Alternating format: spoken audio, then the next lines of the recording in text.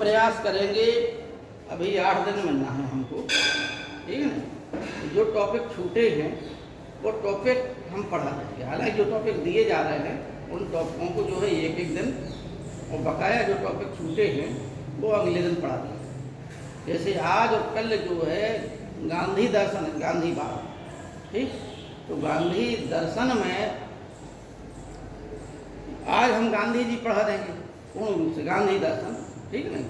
है क्या कि देखो होता क्या कि एक बार कौन थे, अब्राहम लिंकन थे, एक बार कहा था कि यदि हमसे ये कहा जाए कि 5 मिनट का भाषण दो, तो बोले बहुत कठिन हो जाएगा भाषण देना 5 मिनट का।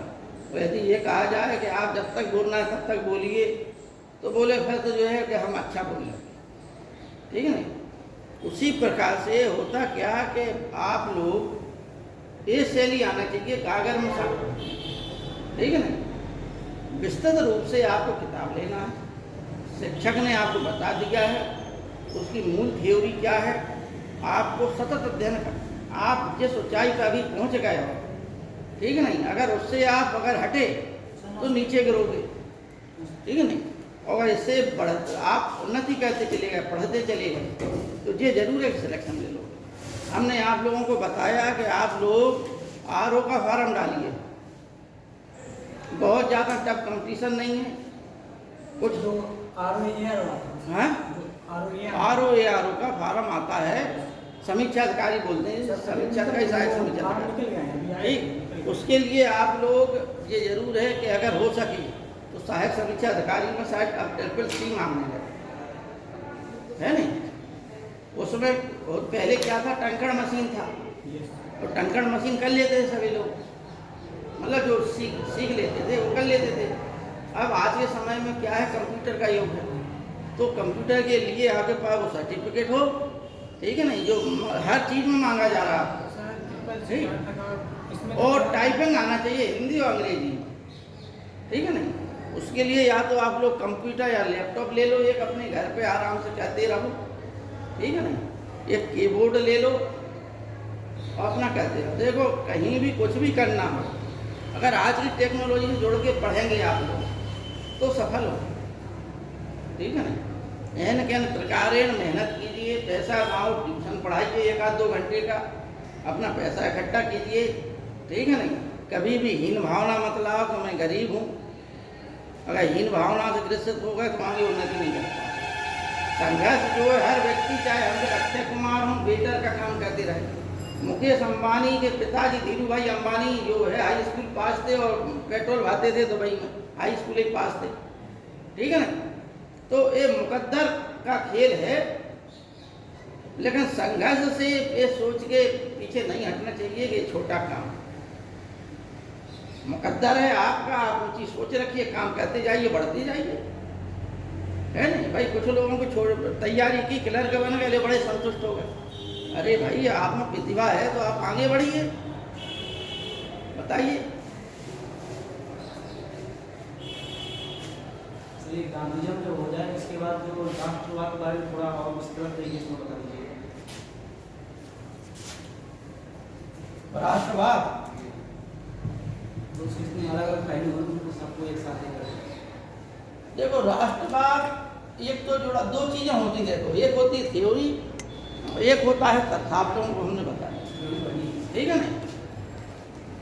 थ्योरी राष्ट्रवाद, देखो कहीं भी वाद शब्द लग जाए, वाद का मतलब है थ्योरी, ठीक है ना, या सिद्धांत या प्रिंसिपल, ठीक। और जो शब्द आगे लगा हुआ जैसे गांधीवाद, तो गांधी जी ने जो अपने कथन कहे, जिन पर अपने विचार व्यक्त किए, उन सबका निचोड़ ही मतलब कहाँ से लिया उन्होंने, उनको कहा उन्होंने, गांधी जी ने कुछ नहीं किया, तमाम चीज़ों का एक साथ सम्मेलन कर दिया गांधीवाद में। कुछ चीज़ें उनकी व्यवहारिक थी, इसलिए उनके दर्शन को आदर्शवादी यथार्थवाद कहा जाता है। ध्यान देना तुम लोग, गांधी जी के दर्शन को आदर्शवादी यथार्थवाद कहा जाता है, ठीक।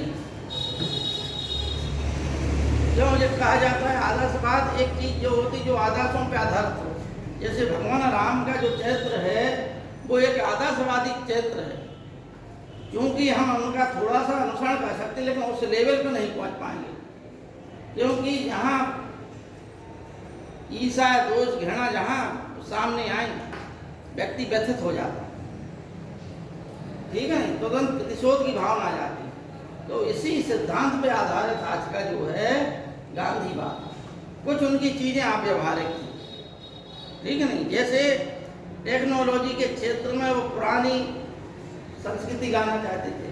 हिंदू मुस्लिम एकता की बात कहने वाले गांधी जी राम राज्य की अवधारणा पर चलते थे। हालांकि इनमें भी बड़ा वो है, मतलब पक्ष और प्रतिपक्ष दोनों ही बातें हैं कि राम राज्य है क्या, ठीक है नहीं। इसलिए उनकी जो संकल्पनाएं थी, जो उनकी विचारधारा थी, वो ज़्यादातर हिंदू धर्म दर्शन से प्रभावित थी। जहाँ का ये भाषण देते थे तो मोहम्मद अली जिन्ना जो स्वयं एक राष्ट्रवादी राजनीतिज्ञ थे, अंत में धीमे धीमे करके जहाँ से गांधी जी ने प्रवेश किया वहीं से जिन्ना जो है कांग्रेस से अलग होते चले गए, ठीक, और अंत में भारत का विभाजन करा के मान उसने इतनी हत्या करा दी कि अंत में सबको बात होना पड़ा। आप लोग कथन लिखाए थे हमने जवाहरलाल नेहरू का, सरदार वल्लभ भाई पटेल का, ठीक है नहीं। जवाहरलाल नेहरू ने कहा था कि हमने जो है सदर की अपेक्षा सर कटाना ठीक समझा है। वल्लभ भाई पटेल का कहना था कि अब जिन्ना विभाजन चाहते या नहीं, लेकिन अब मैं विभाजन चाहता हूँ।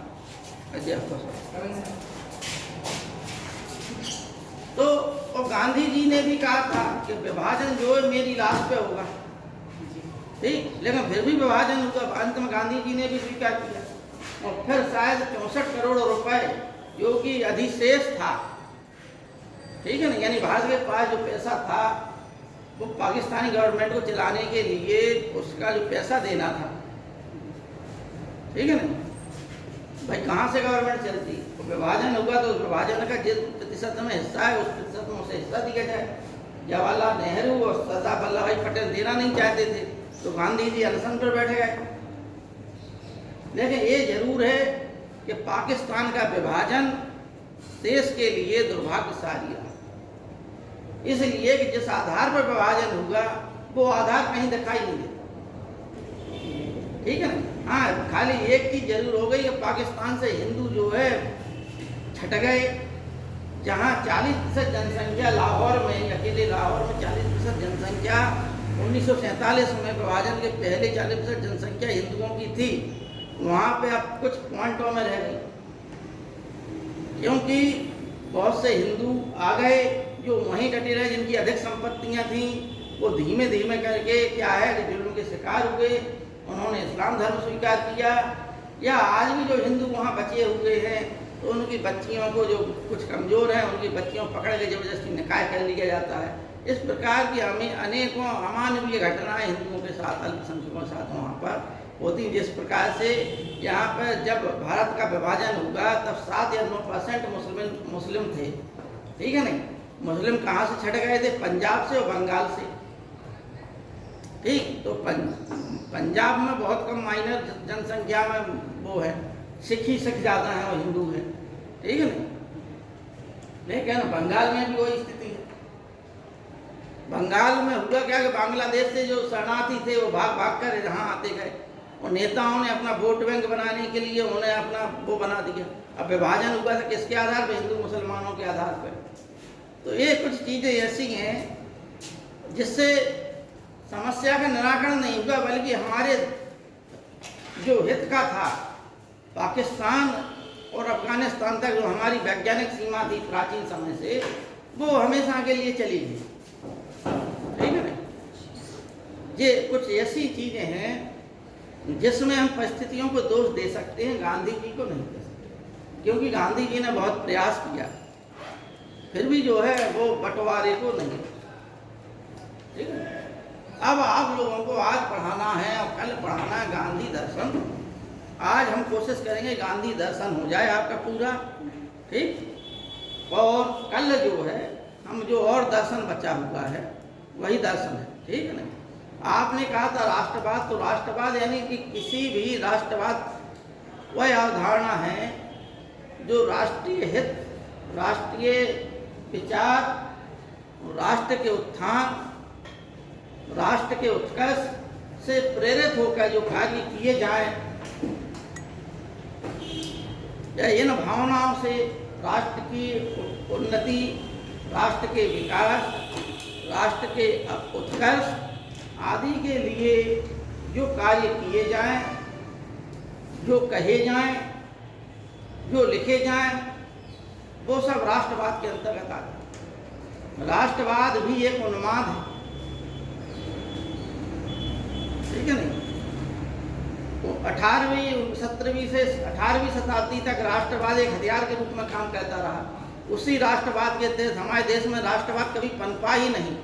सिर्फ एक बार ऐसा हुआ कि जब चंद्रगुप्त मौर्य ने देखा कि सिकंदर समस्त संसार को ढूंढते हुए चला आया, तब चाणक्य के मन में राष्ट्रवाद का विचार, पहली बार भारत की संस्कृति में राष्ट्रवाद उत्पन्न हुआ। हमारे देश में जो आर्य राजा हुए जितने भी, चाहे भगवान राम हो या कृष्ण हो, इन लोगों ने, भगवान राम स्वयं में चक्रवर्ती सम्राट थे, लेकिन ये जरूर है कि ये राजाओं को नहीं मानते थे, बल्कि राजाओं की संपत्ति को हरण कर लेते थे, ठीक है नहीं? उन्हें अपने अधीन बना लेते थे, उनके राज्य को नष्ट नहीं करते थे। ये प्राचीन अवधारणा थी। इसी अवधारणा ये मध्यकाल तक चलती रही कि कभी भी अगर शत्रु ने पीठ दिखा दी तो उस पर वार ना करो। तो ये आदर्श जहाँ थे, मुस्लिम आक्रांता आए, उन्होंने इन आदर्शों को ध्यान नहीं दिया, और जिस पृथ्वीराज चौहान ने मोहम्मद गौरी को जो है छोड़ दिया था, उसी मोहम्मद गौरी ने पृथ्वीराज चौहान का अंत करके मुस्लिम साम्राज्य भारत में स्थापित कर दिया, ठीक है ना? क्योंकि भारत हमेशा अनेकों टुकड़ों में बटा रहा। बीच का एक जो शासनकाल आए, जब जो है भारत एकजुट हुआ, पूरा अखंड भारत की अवधारणा सर्वप्रथम चाणक्य ने स्थापित की थी, और चंद्रगुप्त मौर्य को प्रथम जो है चक्रवर्ती सम्राट, ऐतिहासिक चक्रवर्ती सम्राट कहा है, ऐतिहासिक, जिसकी इतिहास में उल्लेख है, ठीक है ना?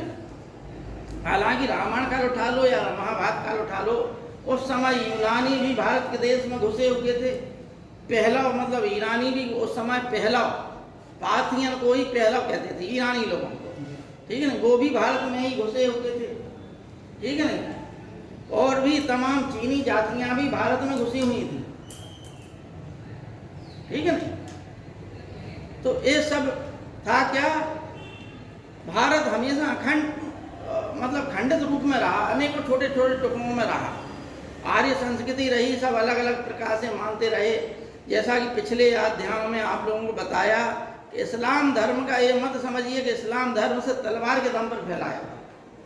कुछ चीज़ें हैं, जब महमूद गजनबी जो है, गौरी जो है, महमूद गजनबी ने कोई ज़्यादा वो नहीं किया था, सिर्फ लूट अभियान था उसका, क्योंकि उसे अपना साम्राज्य, उसका लक्ष्य था कहाँ पर? ईरान, खुरासान में विजय प्राप्त करना और अफगानिस्तान को जीतना, इतना हो। इसके लिए उसे पैसा चाहिए था, और पैसा का स्रोत भारत था। यहाँ से धन लूट के वहाँ सैनिक अभियान करता था। उसकी सेना में स्वयं हिंदू थे, एक हिंदुओं की बटालियन थी उसकी सेना, और जिसका सेनापति तिलक था, ठीक है नहीं? तो यही कह रहे हैं कि ये मत मानिए कि एक उन्माद के तहत इस्लाम धर्म का प्रवेश हुआ। हाँ, ये जरूर है कि जब उन्होंने सत्ता यहाँ स्थापित कर ली तो उन्माद ही होगा, ठीक है ना?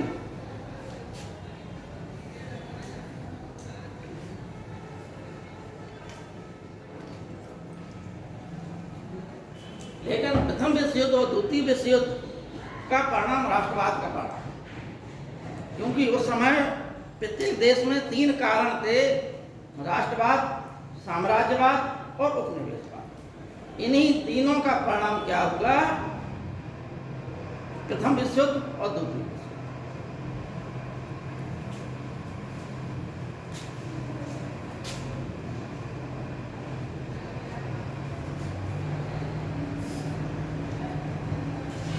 देखो बच्चों, आज जो टॉपिक दिया गया है वो है गांधीवाद, ठीक है ना?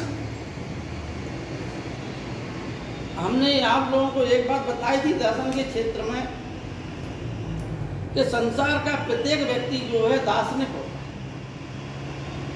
समझना बात को, संसार का प्रत्येक व्यक्ति दार्शनिक होता है।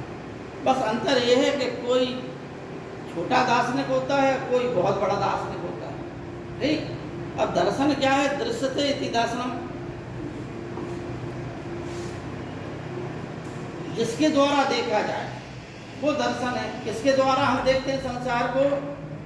जिस प्रकार का हम चश्मा लगा, कैसे लगा लिया कि अहिंसा परमो धर्म, अहिंसा सबसे बड़ा पुण्य है, सबसे बड़ा हथियार है, और हिंसा सबसे बड़ा पाप है। अब आपने इस प्रकार का चश्मा चढ़ा लिया है तो कोई अगर आपके सामने तलवार लेके भी आ जाए, मार काट भी करने लगे, तो भी आप वहाँ पर क्या कहेंगे कि ये पाप कर रहा है, लेकिन हम इस पाप के भागीदार नहीं बनेंगे। हिंसा फिर भी हम नहीं करेंगे, आप चाहे मर जाएंगे, लेकिन जो चश्मा चढ़ा है आपकी आंखों पे अहिंसा रूपी, वो नहीं उतारेंगे।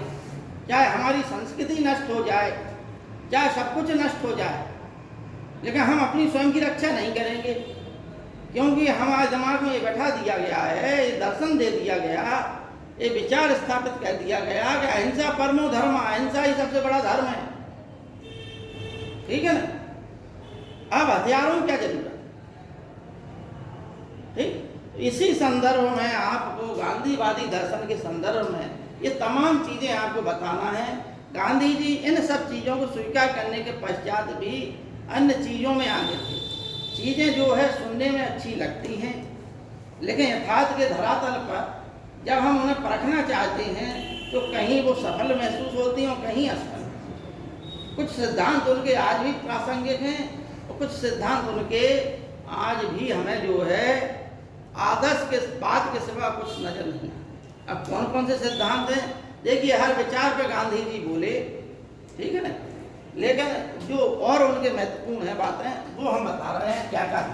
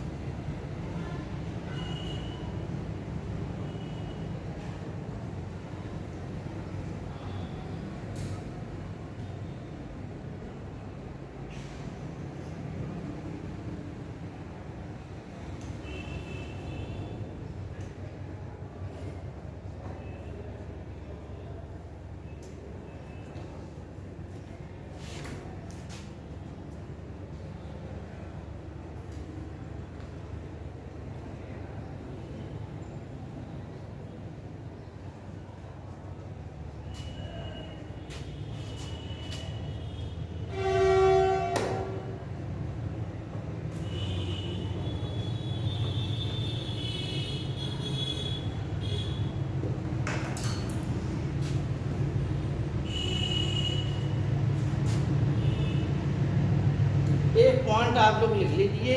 लगभग इन्हीं में जो है गांधी दर्शन समाहित है। एक एक करके इनको जो है आप लोगों को बताया जाए।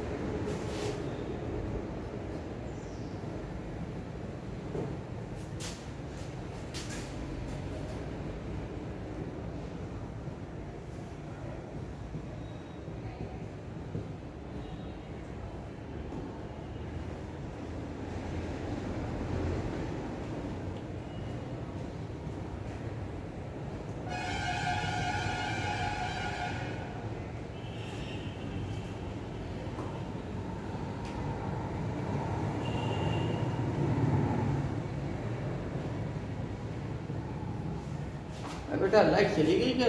पंखा चल ही नहीं रहा। चली गई है।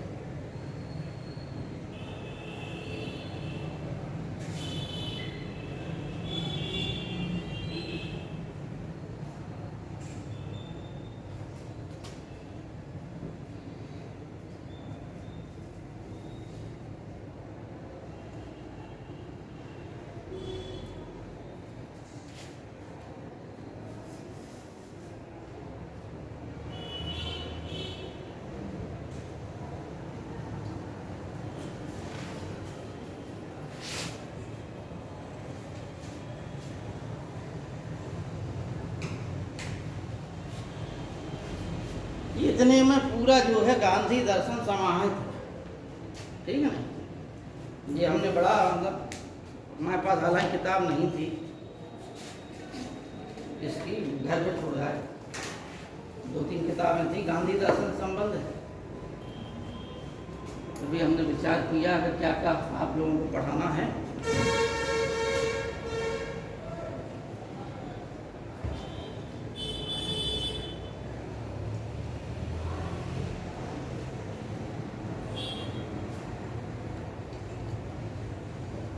कहीं भी अगर गांधी जी के संबंध में आ जाए तो इसी के इर्द गिर्द पूरा घूमना है गांधी जी को, इतने बिल्कुल शॉर्टकट में संक्षिप्त बस इसी की व्याख्या करते चले जाओ, इसी में तुमने गांधी जी के विचार जोड़ते चले जाओ।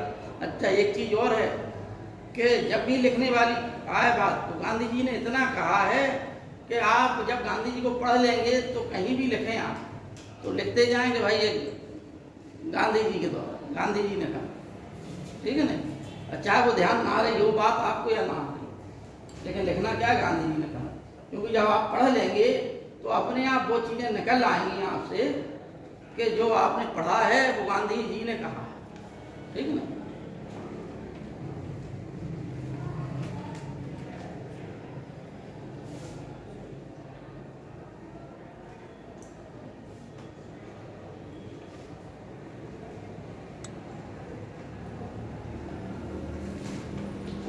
लगभग आप लोगों के नोट्स बन गए होंगे हमारे ख्याल से, है नहीं,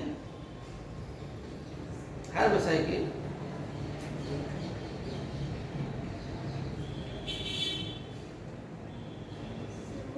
गीता के बाद क्या लिखा हुआ है? गीता के बाद लिखा है टॉल्स्टॉय।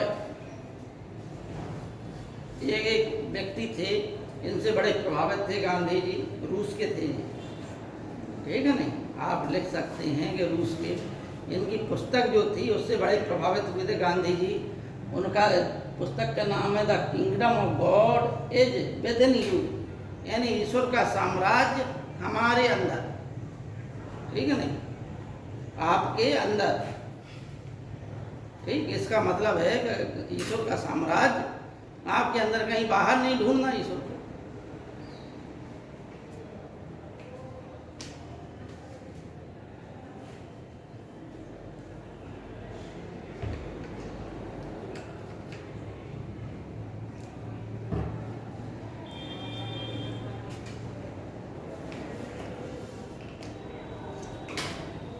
और रस्किन से उन्होंने सत्याग्रह और सबने अवज्ञा जो है डेविड थोरो से सीखा, ठीक। अमेरिकन था डेविड थोरो, और रस्किन जो है ये शायद ये भी अमेरिकन ही था शायद।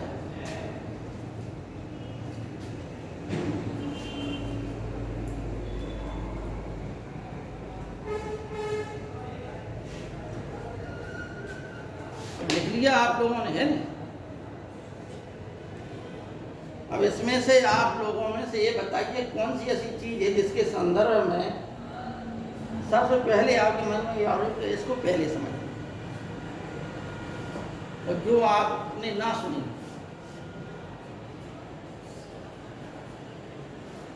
तुम बताओ बेटा, एक एक करके पूछते, ठीक है ना, बता तुम।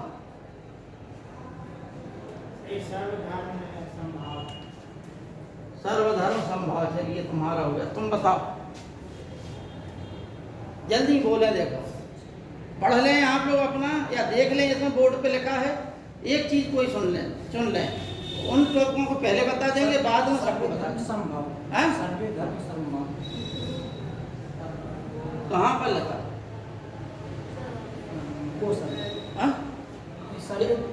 धर्म और राजनीति। अच्छा, धर्म और राजनीति, ठीक। हाँ तुम बताओ पीछे वाले। वसुधैव कुटुंबकम, ठीक, 3 हो गए। तुम बताओ बेटा। ट्रस्टीशिप सिद्धांत। ट्रस्टीशिप सिद्धांत, ठीक। तुम बताओ। हाँ ठीक, हाँ तुम बताओ बेटा। ट्रस्टी वाला है। ट्रस्टी तो इन्होंने बता दिया, चलो एक हो गया। तुम बताओ। हाँ, वर्ण व्यवस्था। अब तुम बताओ। विदेशी दार्शनिक है, उनके संबंध में गांधीवाद की आदर्श। टॉल स्टार और ठीक। सर ये मेरा एक और है, हिंदू मुस्लिम एकता। हाँ, हिंदू मुस्लिम एकता नहीं लिखा, सर मैं दो ये क्या लिखा, हिंदू मुस्लिम एकता? नहीं, ये मैं दो कह धर्म और राजनीति और हिंदू मुस्लिम एकता। क्या ठीक हो गए। जाने? हाँ, अब आइए एक एक करके फिर बाद में सब पे आए, ठीक है नहीं? लेकिन पहले हमें ये समझना है गांधी जी का सत्य और अहिंसा वाला, दो चीजें हमें समझना है। दो ये चीजें हो गई और साधन और साध्य, ये तीन चीजें आपको पहले समझ, फिर इसके बाद एक एक करके सब पे आए, ठीक? क्या है कि गांधी जी जो है भगवान राम के अनन्य भक्त थे, समझना बात को, लेकिन वह जो है निर्गुण राम के उपासक थे, ठीक? और उनका जो राम था वो सत्य था, वो ईश्वर को जो है सत्य मानते थे। उनका कहना था गांधी जी का कि ईश्वर ही सत्य है और सत्य ही ईश्वर है, समझना बात को, ईश्वर ही सत्य है और सत्य ही ईश्वर है। इसे जो है यदि आपने सत्य को समझ लिया तो ईश्वर को समझ लिया, और ईश्वर को समझ लिया तो आपने सत्य को समझ लिया। यानी दोनों इतने आपस में जुड़े हुए हैं कि एक को आप समझ लेंगे तो दूसरा हो जाएगा। आप इस चीज़ की प्रत्यक्ष प्रतीति इसलिए इस प्रकार कर सकते हैं कि जिस दर्शन को आप पढ़ना चाहें उस दर्शन में पढ़िए आप, तो आपको लगेगा कि वो चीज़ें आप में आत्मसात हो रही हैं। आप जो शंकराचार्य जी का दर्शन पढ़ेंगे कि ब्रह्म सत्यम जगत मिथ्या जीवो ब्रह्म परा, कि ब्रह्म ही सत्य है, जगत मिथ्या है, ये सब चीज़ें दिखाई दे रही हैं, सत्य है। होता क्या है, जो तीनों कालों में अबाधित रहे वो सत्य है। अब हर चीज़ जो है कभी ना कभी नष्ट होती है, लेकिन ईश्वर कभी नष्ट ना होने वाला है, क्योंकि वह शंभु है, वह अपनी उत्पत्ति का स्वयं कारण है। इसलिए ईश्वर की उत्पत्ति का कोई अन्य कारण नहीं है। इसलिए ईश्वर जो है तीनों कालों में अबाधित है। ये सृष्टि जो है, ये नदियां हैं, ये पहाड़ हैं, पर्वत हैं, आज कुछ और रूप में, कल किसी और रूप में हो जाएंगे। कल जो है सरस्वती नदी राजस्थान तरफ बहती थी, आज पूर्णतः नष्ट हो गई। उस समय जब ऋग्वेद की रचना हुई तब सरस्वती नदी बहती थी वहाँ पर, लेकिन आज वहाँ रेगिस्तान। तो उस समय वो सत्य थी नदी, आज वर्तमान में देखें तो सत्य नहीं है। इसी प्रकार से जो वृक्ष हैं, जो पौधे हैं, जो इमारतें हैं, जो मनुष्य हैं, जो जीव जंतु हैं, ये सब कुछ नष्ट होने वाला है। और जो नष्ट होने वाला है, जो मृत है, वो सत्य कैसे हो सकता? इसलिए शंकराचार्य जी ने कहा कि जो सत्य है वो उसकी सत्ता कभी नष्ट नहीं, और ब्रह्म क्या है, सत्य है, क्योंकि उसकी सत्ता कभी नष्ट ना होने वाली सत्ता है। आदमी यही तो चाहता है, हर व्यक्ति की ये कल्पना रहती है कि हम ना मरें, संसार हर मर जाए, रहती है कि नहीं रहती है? ठीक है ना? इसी भावना से जो है ईश्वर का सृजन किया गया। इन्हीं बातों से आदमी अंत में जो है कि इन्हीं चीज़ों को, जब आप ये चीज़ें पढ़ते रहेंगे तो आपको वास्तव में हर चीज़ जो है मोह जनित लगेगी। सब मरे जा रहे हैं, आपस में लड़ते जा रहे हैं, ठीक है नहीं? सब माया भी लगने लगेगा, क्योंकि आप उस दर्शन में डूब गए हो। अब कोई कुछ कहे, आपको सब बातें समझ में आ जाएंगी, उसका व्यक्तित्व समझ में आ जाएगा, कैसा देखिए कैसी माया की बातें कर रहे हैं, ठीक है नहीं? तो उसी प्रकार से जो सत्य को जान लेता है वो सत्यमयी हो जाता है, ठीक है नहीं? सत्य का यहाँ आशय सिर्फ यही नहीं है कि आप मतलब जो है कि असत्य को ना बोलें, सत्य का अन्वेषण करना, हमेशा सत्य पर ही चलना। गांधी जी के बचपन में एक घटना घटी थी राजा हरिश्चंद्र की। वो उन्होंने एक नाटक देखा था बचपन में, वो हरिश्चंद्र का नाटक, क्योंकि उनके दिमाग पे ऐसा छा गया कि वो सत्य के अनुयायी हो गए। राजा हरिश्चंद्र की कहानी सुनी होगी आपने कि सत्य बोलने के लिए स्वप्न देख लिया था कि उन्होंने अपना राज्यपाट सब दान दे दिया ऋषि विश्वामित्र को। और सुबह जो है ऋषि विश्वामित्र आ गए, बोले राजन आपने जो है जो स्वप्न देखा था वो आप स्वप्न में जो आपने दान कर दिया, अब आप दान कीजिए, आपका कुछ रहा ही नहीं। तो वो सत्यानुयायी थे, और कोई हो जाता तो लड़ जाता, 2-10 रुपए के पीछे गर्दन काट ली जाती है नहीं? और उन्होंने राजपाट त्याग दिया, ठीक है नहीं? पत्नी को बेच दिया, दूसरे के यहाँ तुम काम करो, ठीक है नहीं? लड़कों पत्नी के साथ रहा, अंत में लड़के को सांप डस लेता है और वो जो है कि वो खुद एक कहाँ पर शमशान पे नौकरी करने लगते हैं जहाँ चांडाल लोग होते थे, वो काम करते हैं चांडाल लोग, तो वो चांडाल का काम करते हैं। यानी आग जो जलती रहती चिता की और वहाँ पर जो कुछ भी है लोग बाग दे जाएँ उस पर भरण पोषण कर रहे थे। इतने दुर्दिन दे के सांप काट लेता है बच्चे को, उनकी पत्नी बच्चे को लेके आती हैं तो भी वह जो है पत्नी से टैक्स लेते हैं, क्योंकि शमशान का मालिक उनसे जो है हर जलाने वाले का टैक्स लेता है, तो वो अपनी साड़ी का पल्लू फाड़ के दे देती, ठीक है ना। लेकिन वो जो है अपने सत्य से नहीं लगे। हालांकि वो चाहते तो विश्वामित्र से कहते कि भाई आप हटिया, हमने बहुत भोग लिया है, सपने की तो बात थी, सपने में क्या नहीं देखता आदमी। इस प्रकार से ऐसे सत्यवादी व्यक्ति का आज भी उनका चित्र जो है अमर हो गया। लेकिन उसी वंश में भगवान राम हुए, उस वंश में अनेकों आदर्शवादी राजा हुए, उन्होंने एक से एक आदर्श स्थापित किए। उसी वंश में भगीरथ जी हुए थे, उसी वंश में राजा दिलीप हुए थे, उसी वंश में राजा रघु हुए थे जो देवताओं से भी लड़ गए थे, ठीक है ना। इस प्रकार से अनेकों यशस्वी राजा हुए जिन्होंने समाज के लिए आदर्श स्थापित किए। भगवान राम के पिता स्वयं में एक बहुत बड़े आदर्शवादी राजा थे, ठीक है ना। लेकिन होता क्या कि जब पुत्र ज़्यादा ऊंचा निकल जाए तो पिता का यश जो है दब जाता है। अब पिता को पुत्र के नाम से जाना जाने लगता है, ठीक है। देवासुर संग्राम में राजा दशरथ जो है स्वयं लड़े थे, ठीक। इतना मतलब पराक्रमी राजा थे राजा दशरथ। 100 बात एक बात ये है कि बालपन में जो चीज़ घर कर गई, आप यकीन मानिए आप सबके बचपन में कुछ ना कुछ जो है चीज़ें संस्कार घुस जाते, उसे हम चाहे कुंठा कह लें, कुछ कुंठाएँ घुस जाती हैं, कुछ विद्वेष घुस जाते हैं, कुछ अच्छी चीज़ें घुस जाती हैं संस्कार के रूप में जीवन भर साथ देती हैं, आदमी उसी के लिए प्रेरित हो जाता है। तो वही उनका सत्य का था कि हम जो है चाहे मर जाए लेकिन सत्य को नहीं छोड़ेंगे, ठीक है ना। राजनीति में भी उन्होंने कहा सत्य का प्रयोग होना चाहिए, बिना सत्य के राजनीति एकदम जो है शमशान की राख के समान।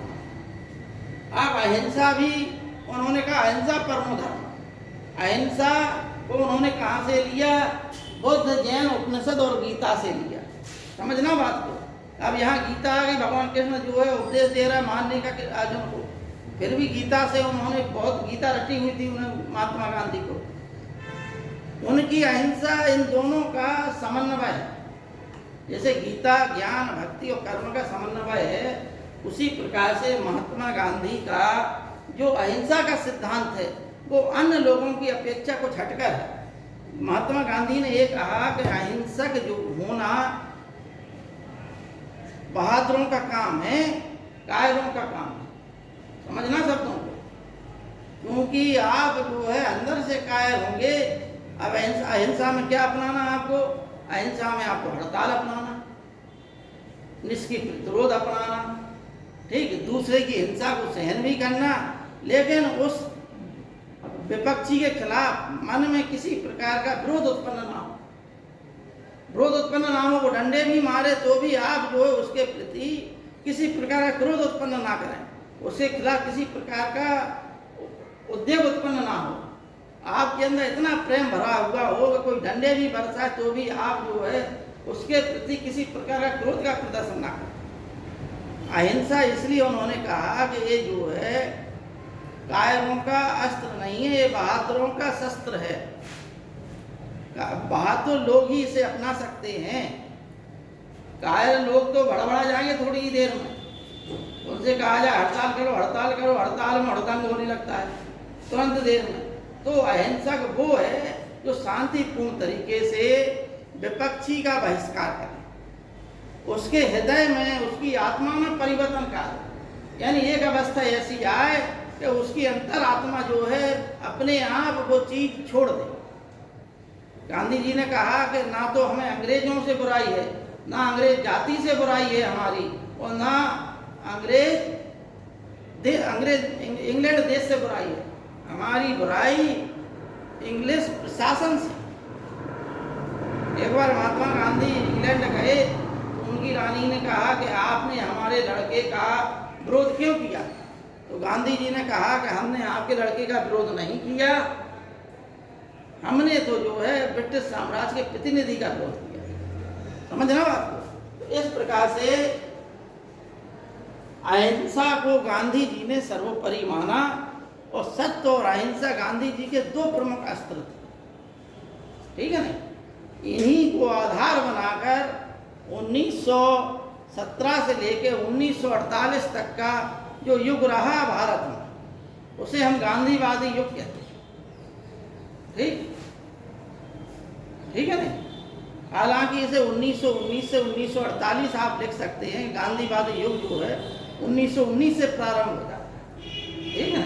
1919 से 1948 तक का युग जो है गांधीवादी युग कहलाता है, ठीक है ना।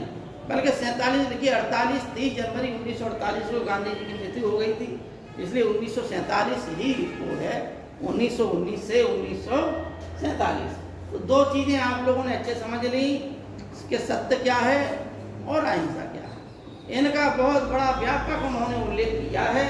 और हमेशा जो है एक जो सत्याग्रही है, उन्होंने कहा कि भारत जैसी भूमि पर जहाँ बुद्ध और महावीर जैसे लोग हुए, जहाँ राम जैसे लोग हुए, वहाँ पर हिंसा की जरूरत नहीं है। हम जो है अन्य देशों ने चाहे हिंसा के माध्यम से स्वतंत्रताएं प्राप्त की हों, लेकिन हम जो है अपने देश में अहिंसा के माध्यम से ही स्वतंत्रता प्राप्त करेंगे। महात्मा गांधी ने कहा कि चाहे हम 300 वर्षों तक इंतजार करना पड़े हमें, लेकिन मैं जो है हिंसा के माध्यम से नहीं, अहिंसा के माध्यम से ही भारत की स्वतंत्रता चाहता हूँ। कितने? चाहे 300 वर्षों तक, ठीक है ना। अब इसमें साध और साधन और चीज है, फिर अन्य चीजें और बताएंगे आप लोगों को। साध्य क्या है? साध्य और साधन। साध आपका जो है कि हमें सिविल सर्वेंट बनना है, ठीक है ना। IAS की परीक्षा, PCS की, सिविल सर्विसेज की परीक्षा आप लोगों का क्या है? साध्य। समझना बात को, क्या है आप लोगों का? साध्य। और साधन, साधन क्या है?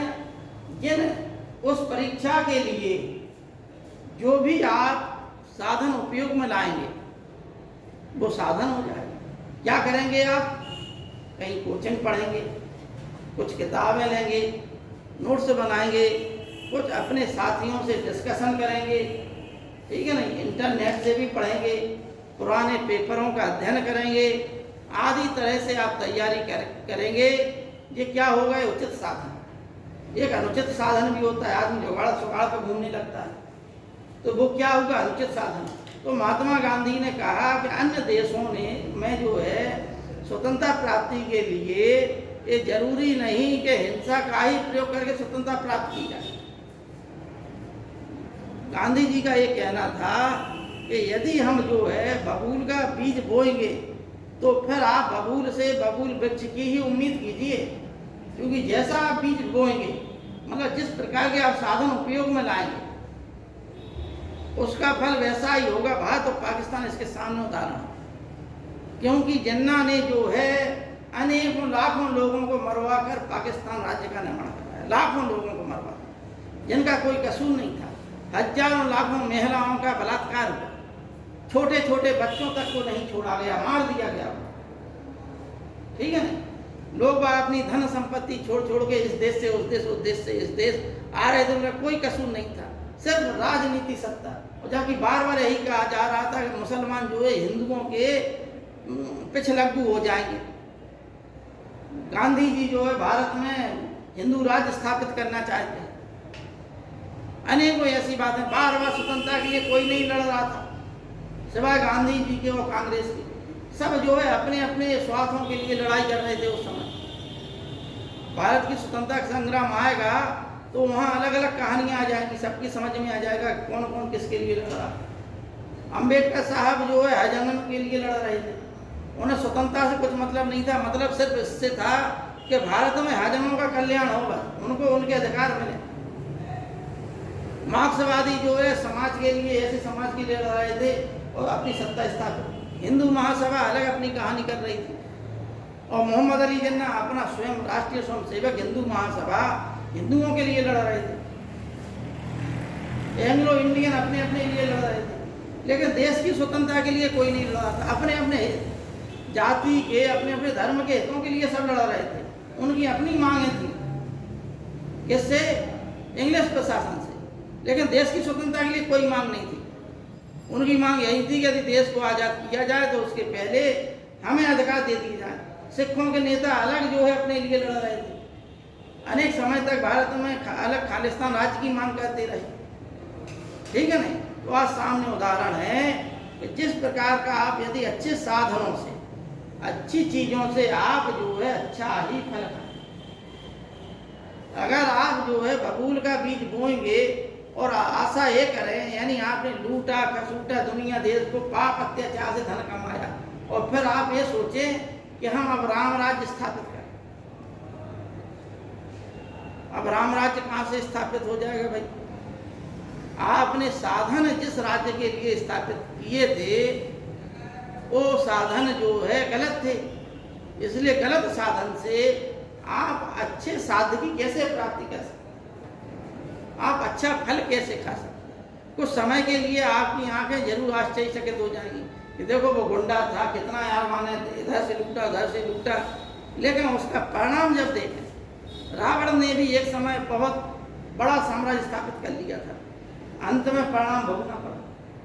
कोई भी हो संसार का व्यक्ति आतंक जब मचाता है समाज में तो उसे उसका परिणाम उसके जीवन काल में ही भोगना पड़ता है।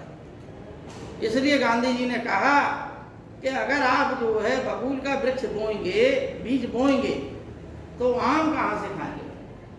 देश को यदि अच्छे साधनों से, सत्य अहिंसा के मार्ग से, शांति और प्रेम सद्भाव के मार्ग से यदि आज़ादी दिलाई जाएगी तो हमारे देश में जो है हमेशा शांति स्थापित रहेगी।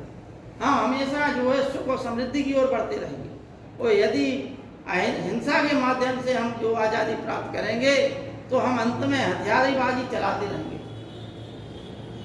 आज पाकिस्तान मोहम्मद अली जिन्ना ने जब पाकिस्तान राज्य का तो निर्माण कर लिया, जब उन्होंने देखा कि हमारे लोग हमारे नियंत्रण से बाहर गए, एक वर्ष दिए ज़्यादा मोहम्मद अली जिन्ना, एक वर्ष में ही उन्हें यह आभास हो गया था कि हमने ये गलत किया। यही मोहम्मद अली जिन्ना हिंदू मुस्लिम एकता के पक्षधर थे, यही मोहम्मद अली जिन्ना राष्ट्रवाद के समर्थक थे, ठीक है नहीं? चाहे मोहम्मद अली जिन्ना हो, चाहे मोहम्मद इकबाल हो, ये सब जो है राष्ट्रवादी थे। अपने इनका प्रारंभिक जीवन काल राष्ट्रवाद से संबंधित था।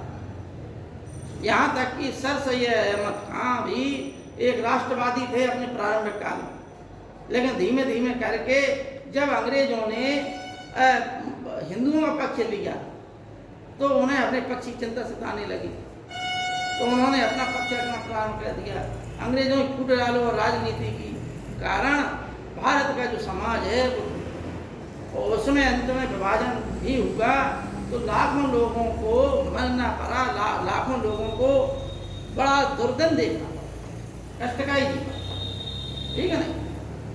सामने आपको उदाहरण है, आज भी पाकिस्तान संसार के लिए एक मुसीबत बना है, संसार भर की। उसका सीधा सा प्रोपेगेंडा है कि एन के प्रकारेण जब तक देशों में अगर शांति रहेगी तो उसके जो संसाधन है वो नष्ट हो जाएंगे। इसलिए संसार में शांति फैलाए रहो, उससे हम अन्य देशों में अपना जो प्रचार करके धन इकट्ठा करते रहे। अमेरिका धन देगा, रूस देगा, चीन देगा, सब देंगे, हमें हथियार देंगे, हमें नई टेक्नोलॉजी देंगे, हम अन्य देशों को देंगे। धीमे धीमे हो करके होगा क्या कि हमारा जो है व्यवसाय चलता रहेगा। किसी देश में शांति स्थापित होगी, हम उन्हें हथियार देते रहेंगे, अशांति फैलाएंगे, यानी हथियार की आपूर्ति होती रहेगी, पैसा आता रहेगा, ठीक है नहीं? ये समय भी वही उसकी नीति है। कोई कारण नहीं है शांति से न खाना है न खाने देना, सीधी सी सौ बात है। वहाँ जो बेरोजगारी फैली है, कुछ अमीर लोग हैं जो आराम से ऐश की ज़िंदगी जी रहे हैं, और एक गरीबों का ऐसा वर्ग है जिन्हें 2 वक्त की रोटी नहीं मिल रही। उनको वर्ग लाया जाता है कि तुम्हें स्वर्ग मिलेगा, तुम जिहाद करो, धर्म युद्ध करो, वे स्वयं नहीं कर रहे धर्म युद्ध, ठीक है ना?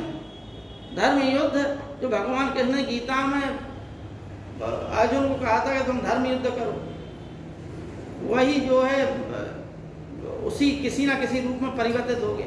कि तुम मरने के बाद तुम्हें स्वर्ग मिलेगा, और यदि तुम यहाँ जिंदा रहे तो यहाँ का सुख मिलेगा। तो यही जो है जिहाद का नारा भी है। यदि धर्म के लिए मर गए तुम तो ऊपर जो है तुम्हें स्वर्ग मिलेगा। तो जाने कितनी हूरें हैं वो दे आएंगी तुम्हारे लिए स्वागत के लिए, ठीक है नहीं। तो इस प्रकार की अवधारणा है। तो गांधी जी ने इन दो चीज़ों में बड़ा वो दिया, साध और साधन। अगर आपको नौकरी प्राप्त करना है तो आपको मेहनत करनी पड़ेगी, आपके साधन अच्छे होंगे। यदि आप जो है नौकरी गलत तरीके से यानी उगाड़ जुगाड़ ये वो करके लोगे तो अंत में होगा क्या कि आप में योग्यता है नहीं, आप हमेशा क्या है मक्कारी का साथ देंगे। इसलिए अगर आप योग्यता के दम पर लेंगे तो जो भी आप समाज से जुड़ेंगे वहाँ योग्यता का ही परिचय देंगे। अगर पढ़ा लिखा व्यक्ति जो है शिक्षक बनेगा तो बच्चों को पढ़ाएगा, और यदि नकलची लोग जो है शिक्षक बन जाएंगे तो आता ना जाता और चुनाव चिन्ह छाता है नहीं। तो ये स्थिति हो जाएगी। भाई उन्हें आ ही नहीं रहा कुछ, लोगों खेत खलिहान की बातें, कहीं कच्छू की बातें, उल्टा सीधा अपना टाइम पास करके निकल जाते हैं। बच्चों का भविष्य चौपट कर देते हैं। किन बच्चों का? जो देश का भविष्य है। उन गरीबों का जिनके पास इतना पैसा नहीं है तो वो कॉन्वेंट स्कूलों में पढ़ा सकते। उन बच्चों का भविष्य कौन खराब कर रहा? नकल। सभी शिक्षकों को नहीं कहा जा सकता, लेकिन जो नकल के माध्यम से आए वो जरूर भविष्य खराब कर रहा है, ठीक है नहीं। तो सो बात की एक बात ये है कि आज भी गांधी जी का जो साध और साधन वाला सिद्धांत आज भी प्रासंगिक है कि नहीं है? बताइए आप। अगर आप मेहनत करके नौकरी प्राप्त करेंगे तो बच्चों में भी समाज में भी आप जो है मेहनत करने की प्रेरणा दें। आप यही हमेशा कहेंगे कि मेहनत कीजिए, फल आएगा सामने आपके। आप कभी ये नहीं कहेंगे हमारी जिंदगी में तमाम लोग हैं जिन्होंने गलत तरीके से नौकरियां प्राप्त कर ली या जिन्होंने कम मेहनत ही नहीं की, ज़्यादा नौकरी मिल गई उनको। वो हमेशा वो है दंड फंद की बातें ही करते रहते हैं कि कहाँ जुगाड़, कहाँ का पढ़ाई लिखाई, कभी बात नहीं, ठीक है ना। तो वही हम कह रहे हैं कि यदि व्यक्ति जो है अगर साधनों का उपयोग अच्छा करेगा तो अच्छे साध्य की प्राप्ति हो, ठीक।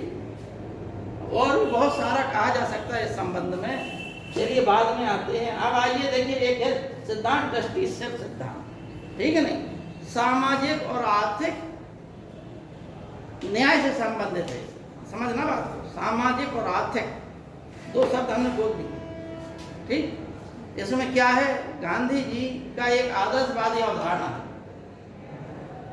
है क्या? गांधी जी समाज के विकास के लिए पूंजीपति वर्ग को समाज का विरोधी नहीं मानते, ठीक है ना। पूंजीपति वर्ग वो होता है जिसके पास अधिक मात्रा में धन। जो उद्योगपति हैं उन्हीं को हम पूंजीपति कहते हैं। टाटा, बिड़ला, अंबानी, अडानी, ये सभी क्या है? ये पूंजीपति लोग।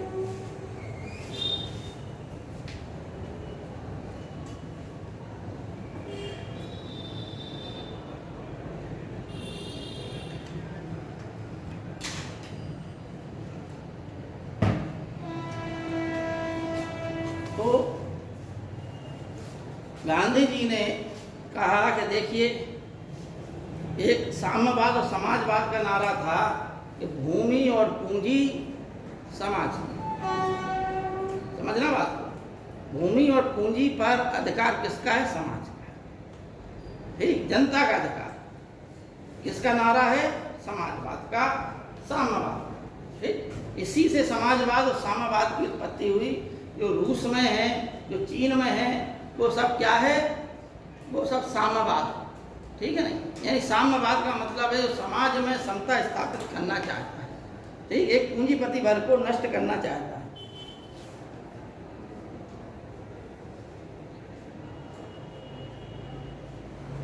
अब ट्रस्टीशिप सिद्धांत में क्या कहा गांधी जी ने? ट्रस्टीशिप सिद्धांत में गांधी जी ने कहा कि जो पूंजीपति लोग जिनके पास अपार धन संपत्ति है वह जो है धन के सिर्फ ट्रस्टी हैं। ट्रस्टी का मतलब प्रन्यासी है, न्यासी, ठीक। मतलब आपके पास जैसे मान के चलिए कि इनके पास पैसा है बहुत सारा, ठीक, ये जो है उस पैसे के अधिकारी नहीं है, क्या है, ये न्यासी है। यानी वह पैसा वो जनता के लिए ये जो है उस पैसा को ये समझें कि ये पैसा हमारा व्यक्तिगत नहीं है, हमने कमाया जरूर है, लेकिन वो पैसा जो है जनता का पैसा है, जनता के कल्याण में ही लगना है, समझना बात। और जनता के कल्याण के लिए ही वो पैसा जो है जनता में लगाते रहेंगे, लोगों को रोजगार देंगे, ठीक है नहीं। इस प्रकार से उस पैसे का वितरण समाज में होता रहेगा। उस व्यक्ति के पास धन का अहंकार नहीं आएगा, समाज के लिए हमेशा वो आगे रहेगा, क्योंकि वह समझेगा ही नहीं कि ये हमारा पैसा है। आज क्या है, आज मुकेश अंबानी जो है बहुत बड़ा अरबों की तो एक वो बिल्डिंग बनी हुई है, ठीक है नहीं, उनका प्राइवेट जेट विमान, सब पूरी व्यवस्था है, लाखों करोड़ों के हीरे जवाहरात, ठीक है नहीं। क्या आज ये अवधारणा समझ में आ रही है आपको? किसी भी उद्योगपति में यह अवधारणा आ रही समझ में? बिल्कुल साधारण कपड़े पहने हुए, कोई बाह्य आडम्बर ना। फ्रांस की क्रांति हुई और फ्रांस का राजा लुई 16वां था, उसकी पत्नी का नाम था मैरी एंटोनियट, ठीक है नहीं। फ्रांस जो है कंगाल हो चुका था, राज्य का कोष जो है पूर्णतः खाली हो गया था, और रानी जो है पैसे को ले लेके जो भी पैसा आए, चाहे वो कहीं से भी आए, उसको अपनी विलासता की चीज़ों में खर्च कर रही। एक महल बनवा लिया बहुत बड़ा उसने, वहाँ पे जो है उसने आधुनिक पहाड़ बनवा लिए मिट्टी के, वहाँ आधुनिक झरने झर रहे नदियों के रूप में, ठीक है नहीं। दासियाँ लगे हुए हैं, यानी लाखों करोड़ों रुपए इस ऐश्वर्य में खर्च हो रहा, और राज्य जो है उसके पिता से के ही समय कंगाल हो चुका था, राजकोष खाली हो चुका था।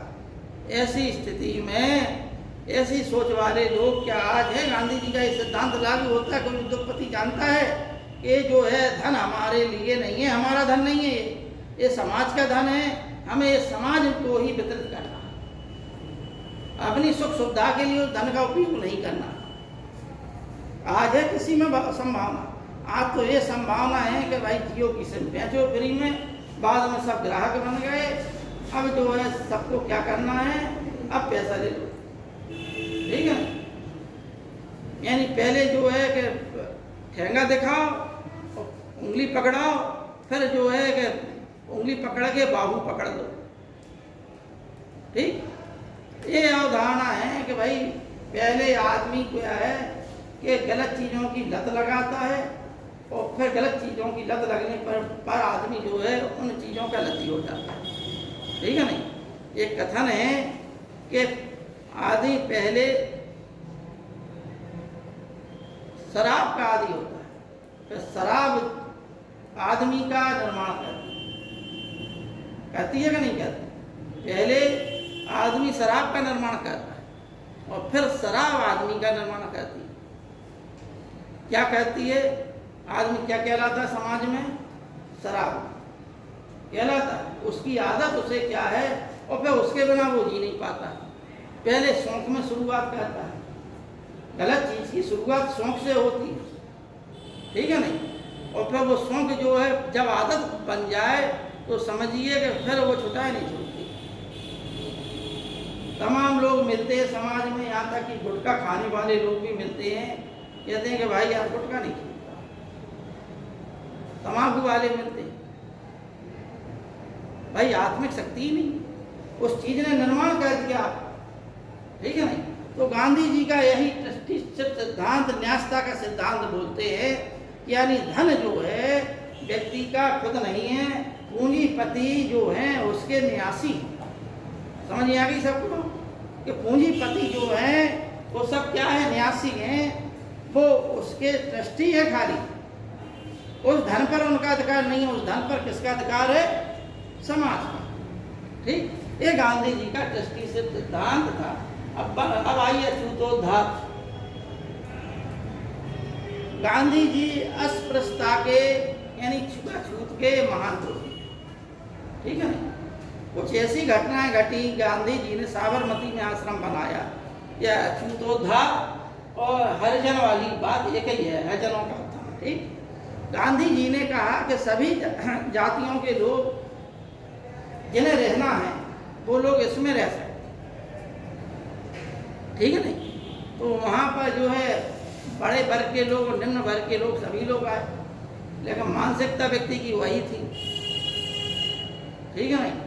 तो गांधी जी ने इसके लिए बहुत प्रयास किया, समाज से जो अछूत की भावना थी उसको दूर किया। एक बार महात्मा गांधी जी ने देखा कि आश्रम में जो है नालियाँ पूरी भर गई हैं, ऊपर से पानी फ्लो होने लगा, लोग बाग नालियाँ साफ नहीं कर रहे। गांधी जी ने कई बार उपदेश दिया लेकिन कोई नहीं माना। तो एक दिन स्वयं फावड़ा लिया उन्होंने और नालियाँ साफ करने लगे। ठीक, तो अंत में जो है जब लोग बागों शर्मिंदगी महसूस हुई, गांधी जी स्वयं कर रहे, तो सब लोग आ गए, बोले गांधी जी हम कर रहे हैं, हम कर रहे हैं। जैसे मान लो अभी स्वच्छता अभियान मोदी जी ने चलाया है कि झाड़ू पकड़ो, फोटो खिंचा लो, खत्म बात है नहीं, हो गया स्वच्छता अभियान। लेकिन रियल में 4 ही 6 लोग होंगे जिन्होंने वास्तव में आज कोई दिखाई दे रहा, कोई नेता झाड़ू लगाते हुए दिख रहा, बताइएगा किसके जिम्मे? जो सफाई कर्मी हैं उनके जिम्मे रह गया स्वच्छता अभियान। तो ये खाली फोटोबाजी करते रहे, स्वच्छता अभियान स्वच्छता अभियान। अरे भाई फिर दिखावा का है का भाई, अगर तुम्हें झाड़ू नहीं लगाना है तो फोटो क्यों खिंचा रहे तुम? आत्मिक रूप से मरे हो गए हैं सब, आडंबर दिखावा करना चाहते हैं।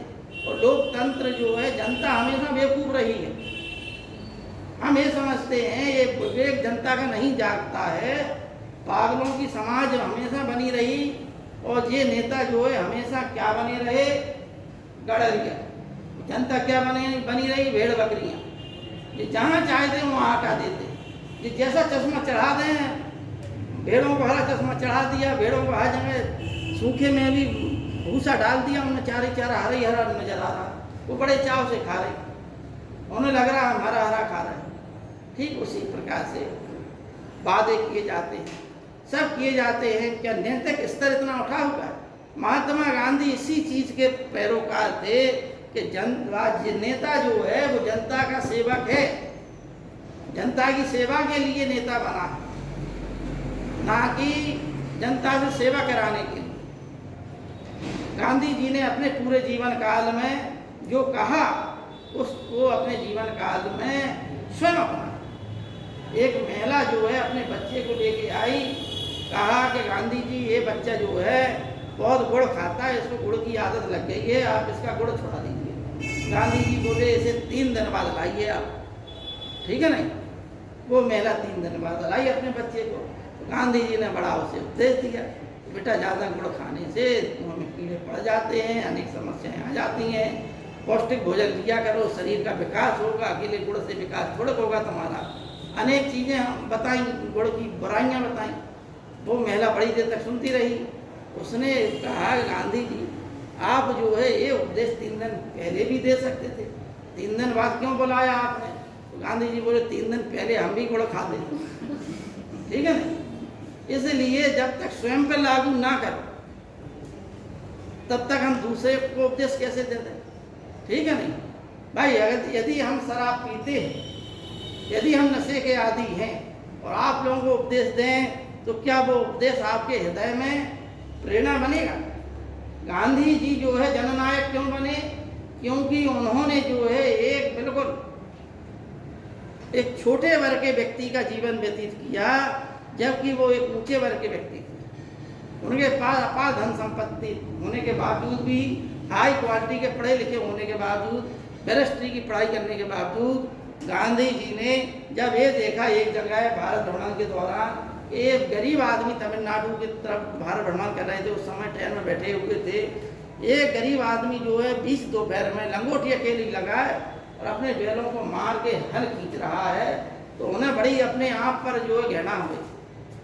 बोले धिक्कार है, हमारा देश जो है अंग्रेजों का गुलाम है और हम जो है अंग्रेज परस्त हैं, इतने परस्त हैं कि हम सूट बूट में बैठे हुए हैं, जबकि हम देश की आज़ादी के लिए लड़ना चाह रहे हैं।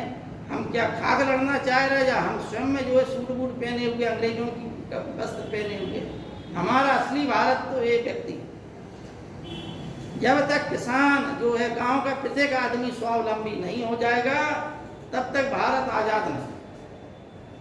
अतः उन्होंने कहा कि आज से हम इन वस्त्रों का ही त्याग कर देते हैं। जो वो किसान पहने हुए था, एक लंगोटी पहनी और एक धोती जो है एक नीचे पहन लेते थे, उसी को फाड़ के एक ऊपर ओढ़ लेते थे। ये जीवन भर उन्होंने अपनाया, क्योंकि उनका ये कथन था कि जब तक प्रत्येक व्यक्ति के वस्त्र पर कपड़े नहीं आ जाते, एक एक व्यक्ति के शरीर को ढकने के लिए वस्त्र नहीं आ जाते, तब तक हमें अपने शरीर को ढांकने का कोई अधिकार नहीं।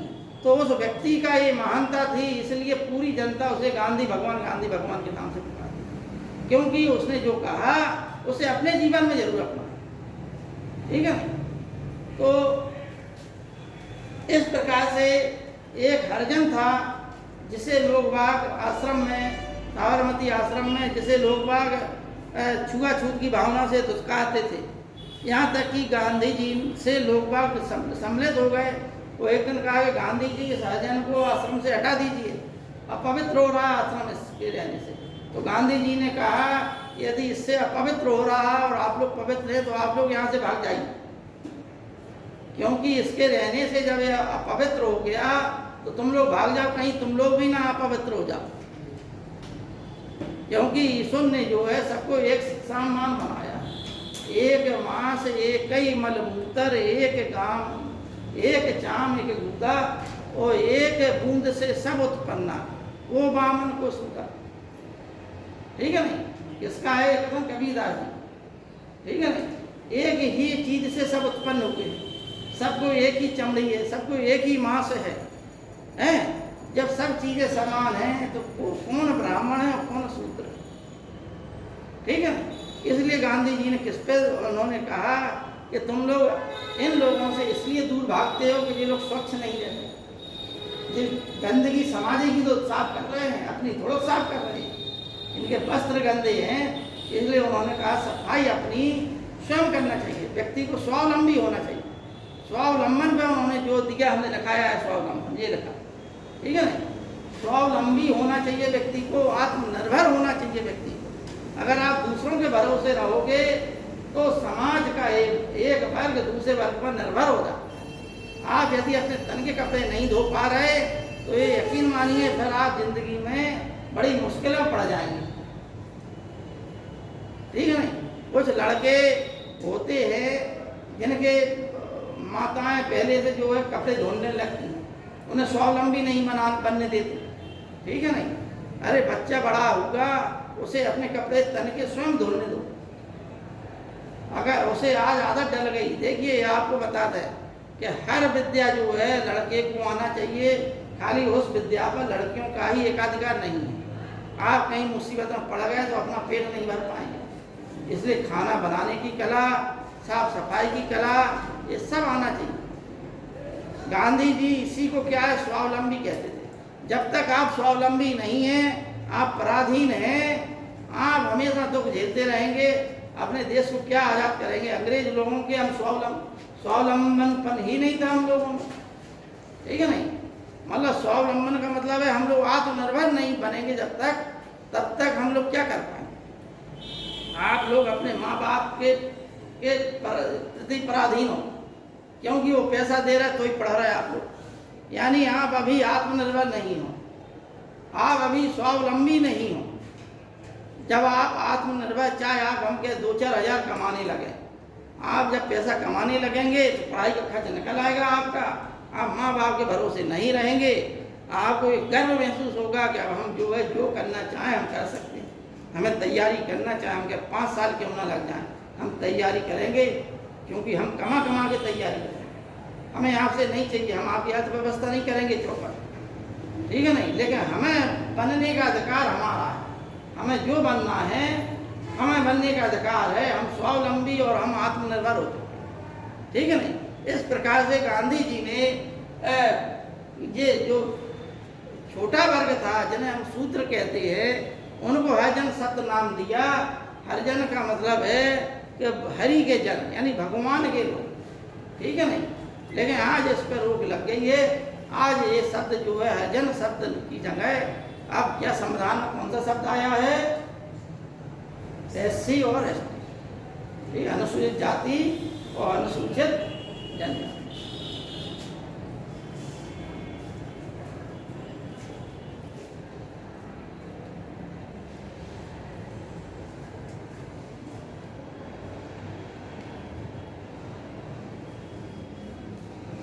हिंदू मुस्लिम एकता,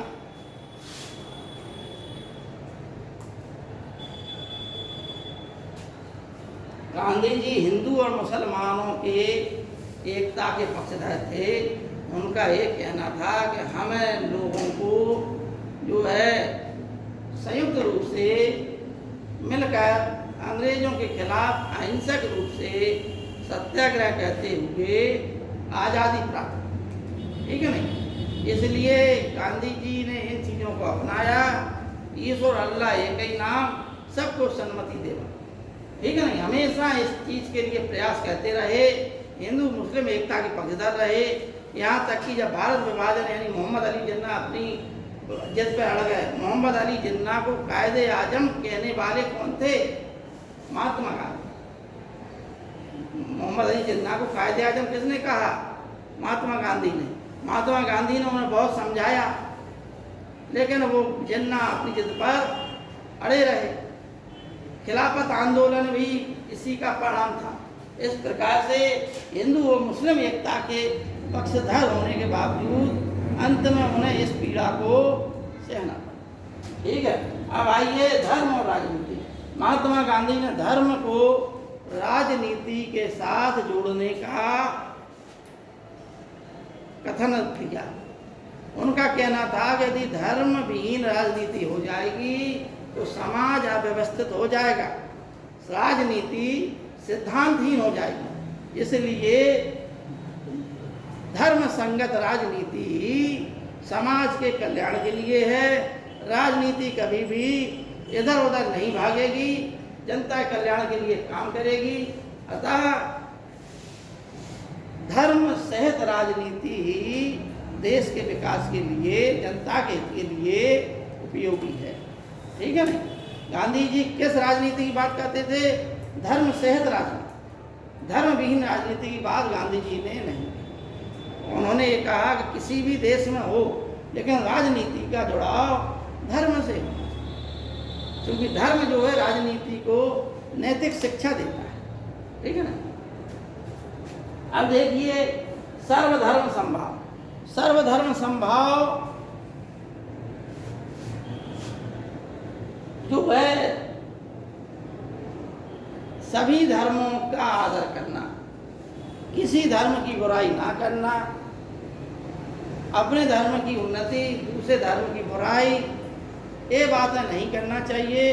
सभी धर्मों के प्रति जो है आदर व्यक्त करना चाहिए, उनके ग्रंथों के प्रति आदर व्यक्त करना चाहिए, किसी धर्म का विरोध नहीं करना चाहिए। यही जो है सर्वधर्म समभाव है, यानी सभी धर्मों का समान रूप से हम आदर करें, समान रूप से हम सम्मान करें, यही सर्वधर्म समभाव है।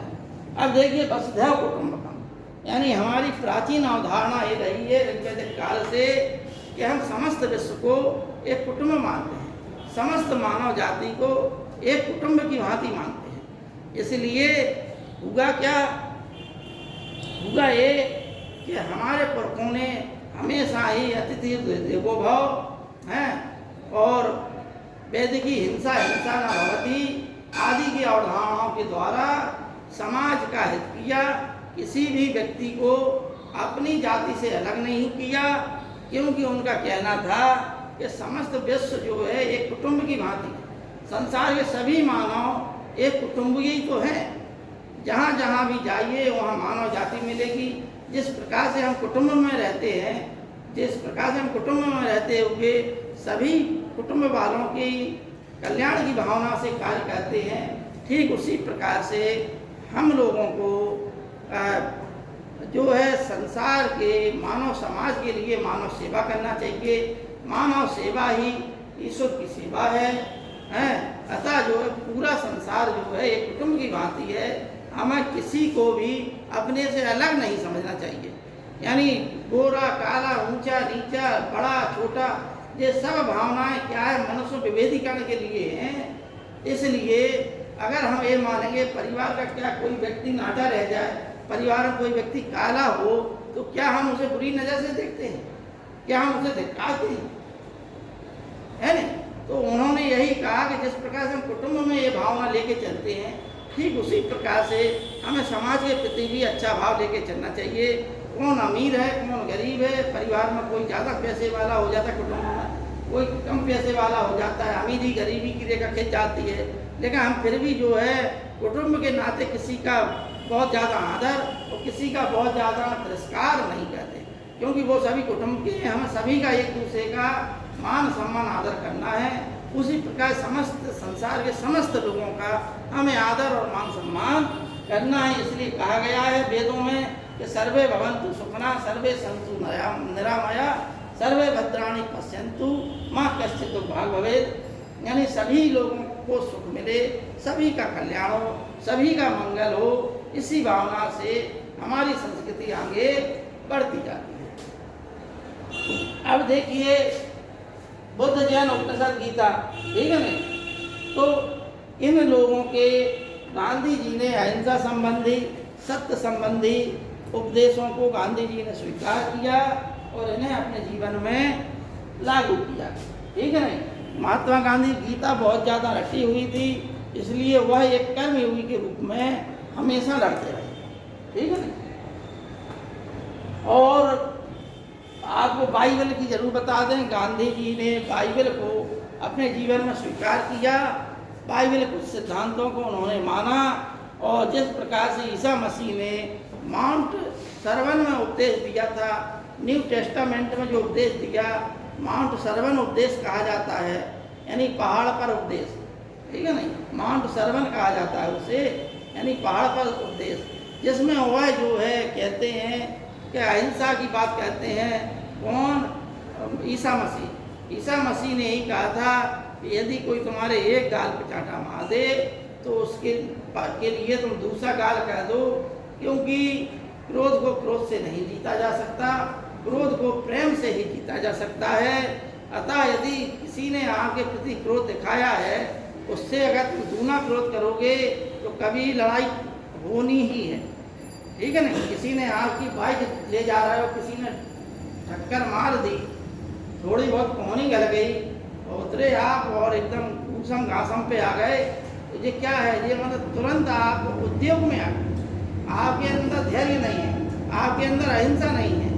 अहिंसा सकारात्मक नकारात्मक होना चाहिए। गांधी जी से पूछा गया था तो गांधी जी ने कहा था कि यदि हम जो है अपनी जाति, अपने धर्म, अपनी स्त्रियों, अपने धर्म स्थलों की रक्षा अहिंसा के माध्यम से नहीं कर सकते, तो वहाँ पर हम जो है शस्त्र उठाकर हिंसा के द्वारा इन चीज़ों की रक्षा करें, ठीक है ना? लेकिन हम इनकी रक्षा करेंगे चाहे उसके लिए हमें शस्त्र क्यों ना उठाना, ऐसी स्थिति में हम हिंसा के उपकारी, ठीक है ना? इस प्रकार से बाइबल का, ईसा मसीह का कथन ये नहीं था कि कोई एक गाल करे तो आप दूसरा गाल कर दो।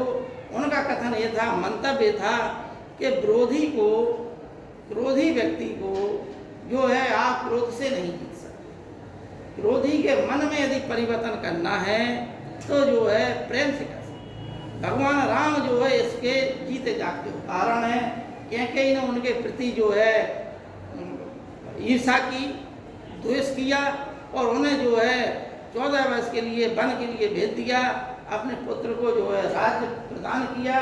लेकिन फिर भी भगवान राम ने, चाहे सौतेली माँ क्यों ना थी, उनके प्रति कभी भी क्रोध का व्यवहार नहीं, करुणा और प्रेम का व्यवहार उन्होंने जिस प्रकार से प्रदर्शित किया, उसी का परिणाम था कि वह जो उनकी माँ, जो सौतेली माँ थी, वो जीवन भर पश्चाताप की आग में जलती थी। उन्हें ये लगा कि हमने बहुत गलत काम किया, ठीक? तो उसी चीज़ को गांधी जी ने जीवन काल में अपनाया कि हड़ताल कीजिए, निष्क्रिय प्रतिरोध कीजिए, प्रतिरोध कीजिए। मतलब आप जो है अगर कोई आपके जीवन काल में किसी चीज़ का गलत अन्याय कर रहा है खिलाफ, तो आपको क्या करना है, उससे बातचीत नहीं करना, हड़ताल करना है, भूख हड़ताल पे आ जाइए, अनशन पर आ जाइए और विरोधी के मन में अपने प्रति सम्मान की भावना उत्पन्न कर दीजिए। विरोधी का अपने आप हृदय परिवर्तन हो जाएगा और वो जो है आपकी बात कुछ ना कुछ माने, ठीक है नहीं, काय के द्वारा, हड़ताल के द्वारा, भूख के द्वारा। लेकिन हाँ ये नहीं, अब इसका दुरुपयोग क्या है, इसका दुरुपयोग ये है कि हमें जो है कि वो बुलेट चाहिए, हमें पिताजी जो है आपको मोटरसाइकिल दिलाना चाह रहे, आप कह रहे हैं कि नहीं हमें तो 2 लाख की बुलेट चाहिए, ये भूख हड़ताल पे बैठे, बातचीत बंद कर दी, तो ये क्या हो गया, ये नकारात्मक अहिंसा का प्रयोग कर रहा। आप जो है उनके मन में अपनी मांग तो मनवाना चाह रहे, लेकिन अपनी छवि जो है प्रेम की छवि नहीं स्थापित करना चाहिए, उनके हृदय में परिवर्तन जो है आप दूसरे प्रकार का करना चाह रहे, वो प्रेम से आपको नहीं दे रहा चाहिए, वो इस वजह से दे रहा है कि आप हट करके बैठे, तो ये क्या है, दुरुपयोग है, ठीक। इसीलिए लॉर्ड नलिन बोले गांधी जी के जो हड़ताल है, जो अनशन है, जो सत्याग्रह है, उसको क्या कहा था, उसके लिए कहा था राजनीतिक ब्लैकमेलिंग, पॉलिटिकल ब्लैकमेलिंग, ठीक है नहीं। अब एक शब्द है देखिए, सर्वोदय। सत्याग्रह तो आप लोग जानेंगे, और सत्य के लिए आग्रह, यानी अपने लिए जो सत्य बात है उस पर अटक रहना, उसके लिए दूसरे से आग्रह करना, निवेदन करना, और उसके लिए जो कुछ भी बने अहिंसा के द्वारा, प्रेम के द्वारा, करुणा के द्वारा, हड़ताल के द्वारा, आदि के द्वारा प्रतिरोध करना है और उस व्यक्ति के मन में, उसकी आत्मा में परिवर्तन करना है, ठीक है नहीं। सर्वोदय का मतलब है जो वसुधैव कुटुंबकम की अवधारणा है, वही सर्वोदय की अवधारणा से संबंधित है। इसमें गांधी जी ये कहते हैं कि सभी लोगों का विकास है, ठीक है नहीं।